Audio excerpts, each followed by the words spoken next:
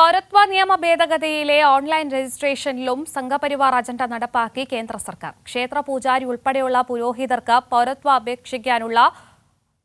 അപേക്ഷകനുള്ള യോഗ്യതാ സർട്ടിഫിക്കറ്റ് നൽകാമെന്ന് കേന്ദ്ര ആഭ്യന്തര മന്ത്രാലയം. സിഎ വിജ്ഞാപനത്തിനെതിരെ രാജ്യവ്യാപക പ്രതിഷേധമുയരുന്നതിനിടെയാണ് വിവാദ നടപടി.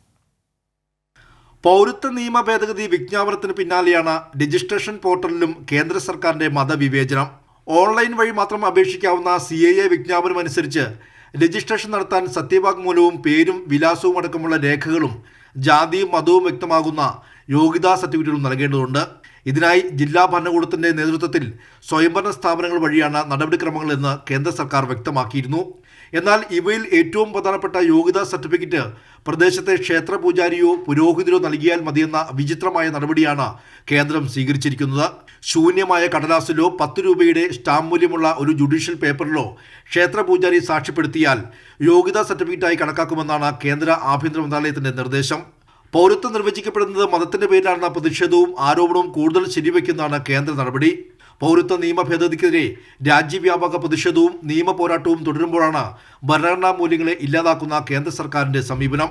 നിലവിൽ രജിസ്ട്രേഷൻ നടപടി കേന്ദ്ര സർക്കാർ ആരംഭിച്ചു കഴിഞ്ഞു. 2014 ഡിസംബർ 31 അതിനു മുമ്പോ പാകിസ്ഥാൻ, അഫ്ഗാനിസ്ഥാൻ, ബംഗ്ലാദേശ് രാജ്യങ്ങളിൽ നിന്നും കുടിയേറിയവരിൽ മുസ്ലിം ഒഴികെ ഹിന്ദു, സിഖ്, ബുദ്ധ, ജൈന, പാഴ്സി, ക്രിസ്ത്യൻ സമുദായത്തിൽപ്പെട്ടവർക്ക് മാത്രം പൗരത്വം നൽകുന്നതാണ് BJP സർക്കാരിന്റെ പൗരത്വ നിയമ ഭേദഗതി. ഇവരിൽ അപേക്ഷകരുടെ മതം ഏതെന്ന് ഉറപ്പാക്കാനാണ് കേന്ദ്ര സർക്കാർ പ്രാദേശിക മതപുരോഹിതന്മാർക്ക് പ്രത്യേക അവകാശം നിയമം വഴി നൽകിയിരിക്കുന്നത്. കൈരളി ന്യൂസ്, ദില്ലി.